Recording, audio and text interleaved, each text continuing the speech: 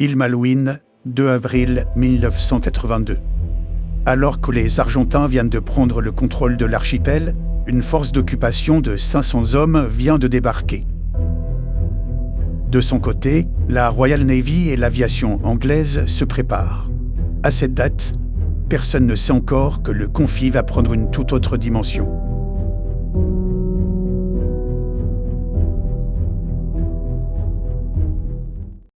Avec l'invasion des îles Malouines par les Argentins, les Britanniques prirent la décision de déployer d'importants moyens maritimes. C'est ainsi qu'une task force anglaise composée de 127 navires, dont 43 de la Royal Navy, reçurent l'ordre de rallier l'Atlantique Sud. En parallèle, les Britanniques s'étaient aussi très largement implantés militairement sur l'île de l'Ascension. Mi-avril, la rupture diplomatique eut lieu. Les Britanniques entament les hostilités aussitôt. Reprise de la Géorgie du Sud le 25 avril, suivi début mai du premier raid de ces Black Buck mené par des bombardiers stratégiques Vulcan sur des sites stratégiques comme l'aéroport militaire de Stanley. 2 mai 1982, plus d'1 mois après le début de la crise, les Britanniques décident de s'attaquer à la flotte argentine. Après une longue traque, le sous-marin nucléaire d'attaque HMS Conqueror coule le croiseur léger argentin Ara General Belgrano. Cet épisode marquant de la guerre sera l'événement déclencheur d'une prouesse de l'aéronavale argentine. 4 mai 1982, 7h50. Un avion de patrouille maritime P2 Neptune argentin détecte l'écho de plusieurs navires, qu'il identifie comme britanniques. Parmi eux sont rapidement identifiés un destroyer britannique récent type 42 et un porte-avions cible recherché par l'aviation argentine. Ce jour-là, le destroyer type 42 HMS Sheffield est en mission de couverture aérienne. Il est le plus au sud d'un dispositif de 3 navires dont il fait partie. Les navires de cette classe montrent à cette époque une certaine difficulté à être opérés à leur plein potentiel. Le radar d'avertissement type 965, très important pour la lutte antiaérienne, était défaillant ce 4 mai sur l'HMS Coventry. Le Sheffield avait donc pris sa place plus tôt dans la matinée. À cette date, l'armée de l'air argentine a reçu 5 super-étendards sur 14 commandés.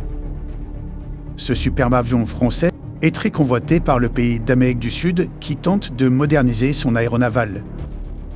Mais ces appareils sont proposés dans un contrat plus large, qui comprend des formations, un déploiement d'ingénieurs français sur place et surtout la livraison d'un lot de missiles anti-navires Exocet AM-39. Au début de la guerre des Malouines, la France suspend les livraisons, mais 5 Exocet ont tout de même été livrés. Pour les marins du Sheffield, la menace Exocet est surfaite. Pourtant, les renseignements britanniques l'ont clairement identifié comme crédible. 4 mai 1982, peu de temps après la détection de l'écho, 9h45. Sur la base aéronavale de Rio Grande, 2 super-étendards argentins sont rapidement armés. Sans perdre de temps, les 2 pilotes, le lieutenant Armando Maliora et le commando Augusto Bedacaratz, grimpent dans leur appareil et décollent. De son côté, le P2 Neptune a gardé le contact avec les navires présumés et a vérifié la position des échos à 8h14 et 8h43. Le trajet commence comme un vol d'entraînement.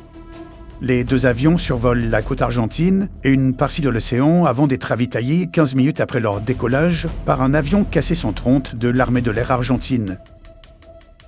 Une fois le ravitaillement effectué, les 2 appareils entament une descente pour une approche à basse altitude plus silencieuse.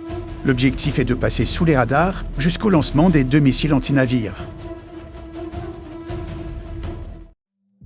Le 4 mai au matin, le temps est brumeux et la visibilité mauvaise. Les avions sont donc camouflés dans cet épais nuage blanc au ras des flots. L'avion de surveillance maritime Neptune monte à 3800 pieds et valide la présence de 3 échos, 2 moyens et 1 grand. Le P2 informe les super-étendards qui maintiennent le cap à très basse altitude, fonçant sur les cibles désignées.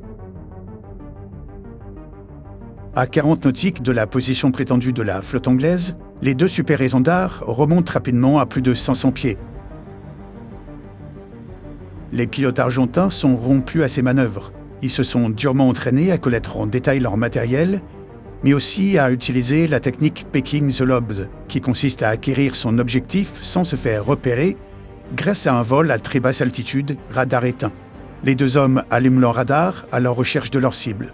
Le commandant Augusto Bellaccarat se souvient. Nous n'avons que 5 secondes, car au-delà, nous serions détectés par les radars des navires. La recherche est infructueuse. Je communique en morse par des clics radio pour indiquer discrètement au lieutenant Malhora que nous redescendons à 80 pieds, au ras des flots. Le premier essai a échoué. Les pilotes sont de nouveau contraints de se tapir dans l'épaisse brume à environ 30 mètres de la surface de l'océan. L'HMS Sheffield n'a toujours pas repéré les deux appareils argentins. Le radar type 965 est inefficace pour la détection à basse altitude. Mais quelques secondes plus tard, le récepteur d'alerte radar du Sheffield identifie les deux super-étendards.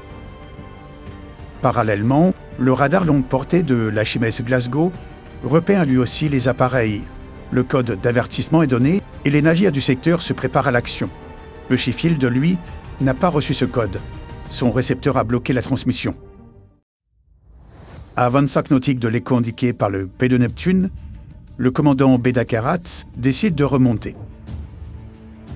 Les deux pilotes allument encore une fois leur radar et après quelques secondes de balayage, celui-ci se met à biper. Sur l'écran, les échos sont visibles. Sans perdre de temps, les pilotes rentrent manuellement les coordonnées dans leur système d'armes. Ils reviennent à basse altitude, pas plus de 150 pieds, et tirent deux missiles Exocet à 20 ou 30 nautiques de leur cible à 10h04.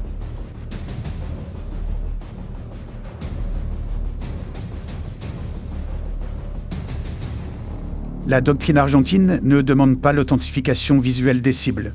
Les pilotes tirent sans savoir réellement sur quoi ils tirent. Les deux Exocets partent et les avions décrochent sans perdre de temps pour rentrer à leur base. 4 mai 1982, aux alentours de 11h, les vigies de l'HMS Sheffield distinguent au loin la traînée du missile Exocet. À bord, aucun système de défense n'est prêt. L'équipage ne peut que regarder. Une explosion sèche ébranle le navire. Le destroyer anglais de type 42 en service depuis 1975 vient de se faire toucher par un Exocet en plein milieu tribord, juste au-dessus de la ligne de flottaison. Les dégâts sont monstrueux.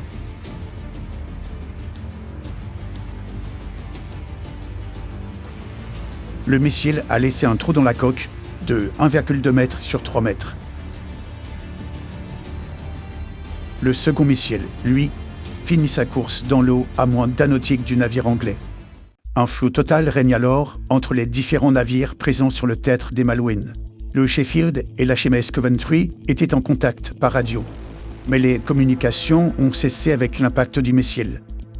Peu de temps après, un message est communiqué. Sheffield est touché. L'équipage lutte pendant 4 heures avec des moyens dérisoires contre un incendie dévastateur. Le commandement prend la décision dans l'après-midi d'abandonner le navire. L'HMS Sheffield brûle pendant plusieurs jours et sombre alors qu'il était remorqué le 10 mai 1982. L'enquête de l'année 82 révéla que le missile en lui-même n'avait pas explosé. La poudre de la propulsion serait la cause de la perte du navire. Le moteur fusée de l'Exocet mit le feu à une canalisation de carburant qui mit le feu au réservoir principal du destroyer. La nouvelle enquête de 2015 souleva un rapport contraire. L'Exocet a explosé. De plus, l'enquête a montré que le matériel de lutte anti-incendie était inadapté, mais aussi que les matériaux utilisés favorisaient le développement d'un incendie et de fumée toxique. La mauvaise mise en œuvre des systèmes antiaériens, le défaut de formation ou encore la lente réponse des systèmes d'armes ont aussi été mis en cause. La catastrophe du Sheffield a marqué en profondeur les marins. Elle demeure toujours la perte la plus importante de la Royal Navy depuis la Seconde Guerre mondiale. Le bilan est lourd, 20 morts.